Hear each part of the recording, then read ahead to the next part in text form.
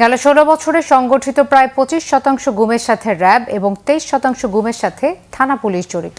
পাশাপাশি DB, DGFI এমনকি এডএসআইয়ের বিরুদ্ধেও গুমে জড়িত থাকার প্রমাণ মিলেছে। গুমের শিকার হয়েছেন বিরোধী দলীয় রাজনৈতিক নেতাকর্মী থেকে শুরু করে সাধারণ মানুষ। গুম সংক্রান্ত তদন্ত কমিশনের চূড়ান্ত প্রতিবেদনে উঠে এসেছে এসব তথ্য। র্যাব বিলুপ্তি সহ বেশ কিছু সুপারিশও দিয়েছে কমিশন।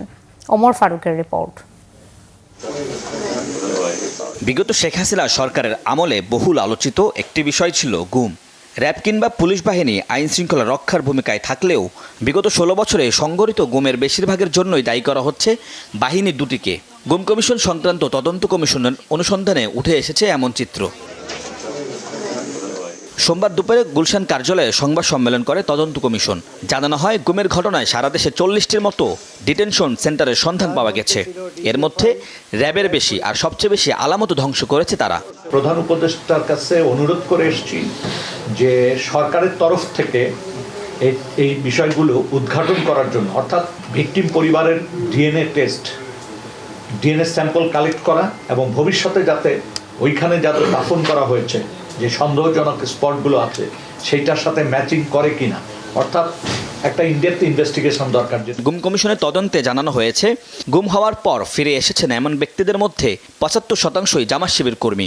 বিএনপি নেতাকর্মীদের মধ্যে ফিরেছে মাত্র ২২%। ২৫১ জন নিখোঁজ। ১৫৬৯টি অভিযোগ কমিশনের সক্রিয় বিবেচনায় ছিল, যার মধ্যে ২৫১ জন নিখোঁজ। গুম হয়েছেন এমন ৩৬ জনের লাশ পাওয়া গেছে। By the induction of armed forces personnel into RAB, their professionalism and efficiency have been greatly compromised. Secondly, most of them have been found to be involved in enforced disappearance and extortion. এই জন্য ওদেরকে withdraw করতে হবে। তাদের কাজ না আপনার সন্ত্রাসী ধরা, চোর ডাকাত ধরা, ঠিক না?